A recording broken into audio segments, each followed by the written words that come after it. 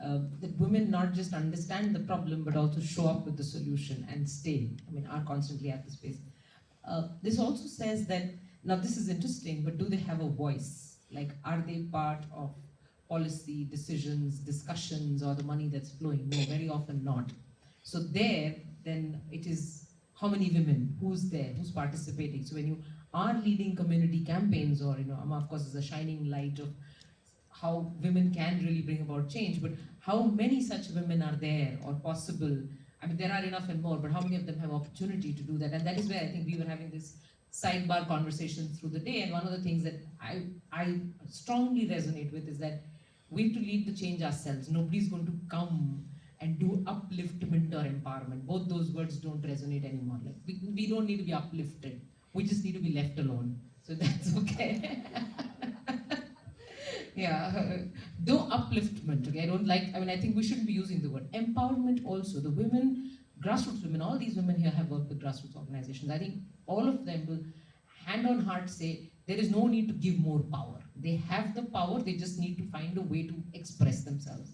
So that's all that we need to do, right? I mean, I'm getting philosophical because that's where this is going. I'd like to bring in Preeti. Should I call you Dr. Preeti Rao or Miss Preeti Rao or just Preeti? Preeti. So Preeti is the founder of Soil and Soul. Now, isn't that interesting? It's a Bangalore-based organization that has done a lot of work in environment, lake revival, trees, restoration. She's the only one who's also got a mini kit on the stage, whether you can see, I don't know. So she's also got a gift bag. I think, Dr. Pant, next time we should say everybody should get a set of goodies when they come. So Meenakshi will bring her goodies next time, and you will also bring goodies. So, and she's also the president of the Bioenzyme Entrepreneurs Academy of India, which works in bioenzymes towards sustainability. Preeti, over to you to tell us about your work and maybe what's there in that basket. Thank you so much, and it's my privilege to come and talk here. So these are, it might look just some bottles and some products, but these are not just the product, these are the solutions for today's issue, what each one of us are facing. When we're talking about the disaster management, I think it starts from home. And we talk big about a lot of things, maybe the landfills and stinking rivers or stinking drainage around us, but the solution starts right from our home. And that's what I realized. I was working in corporate for 10 years, and I felt that's not my cup of tea, and had to leave my job and started getting into my own home. So the first thing I started, whatever I have done, whatever you see here, it's all, the journey started from the dustbin. I just wanted to find out what are we throwing out, what is that which is piling up outside my city.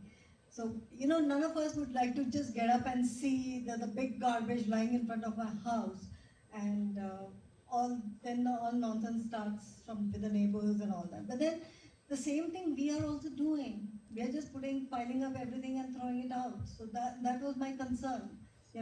What is the point of me studying so much and doing all this thing and then throwing my garbage in front of somebody's house, or the ground where the field which is supposed to grow food for me. From there my journey started, where I started, it was like I wanted to make my house as a complete zero waste, and today my house is zero waste. So there is nothing which goes out unnecessary. So composting is just one part of it, and I realize until we segregate the small thing, it doesn't work. So from my own home, making zero waste, I went to the community, which is absolutely zero waste. So where we are living, we made every house do composting. I said nobody will take charge of your waste. The responsibility of your own waste, what you're generating, you need to take care. Nobody else will do. And that helped us during COVID time when there were no people around.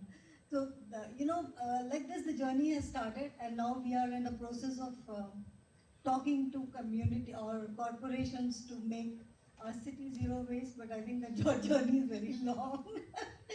But yeah, the composting is one thing, and the second thing which really caught my attention was what we're draining out from our home.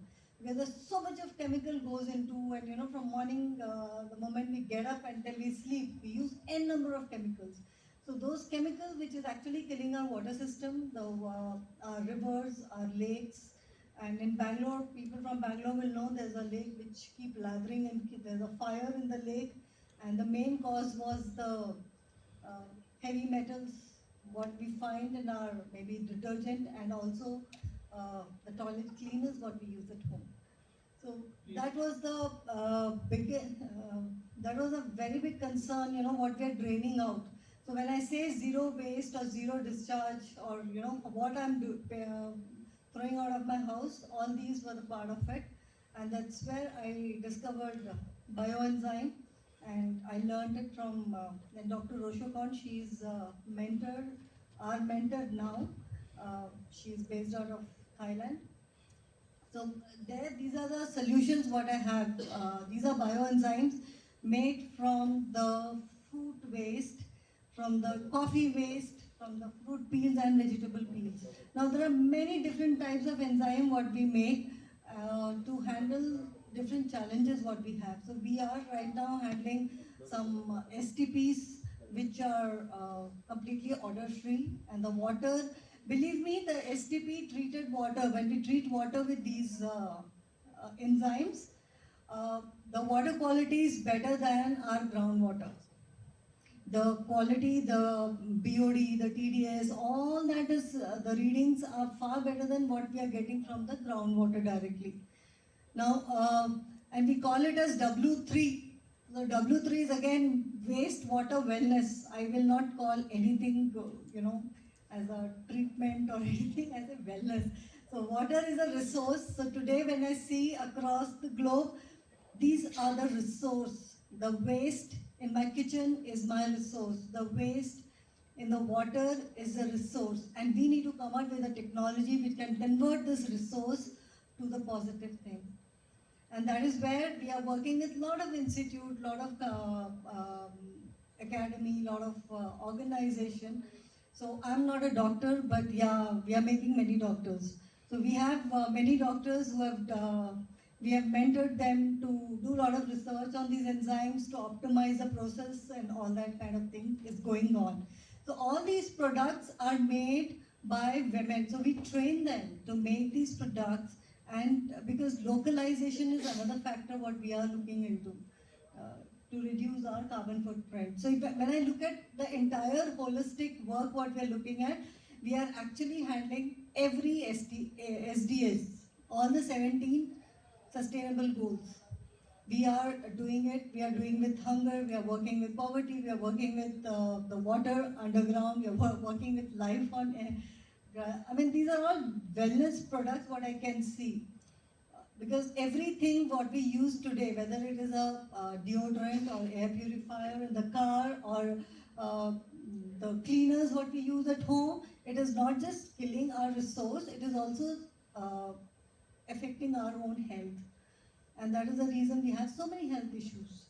So in future, we definitely look into more and more research from different organizations. We are tying up with IITs and a few other academy to do. Last year we had done 23. We had done G20 completely on environment, sustainability, and bioenzymes. So that has happened actually first time in the world. Nobody had done such a big conference on bioenzymes. So our focus was only that, and it was really a very successful program. So I would like to stop here because this will continue if I start talking so long. Thank you so much.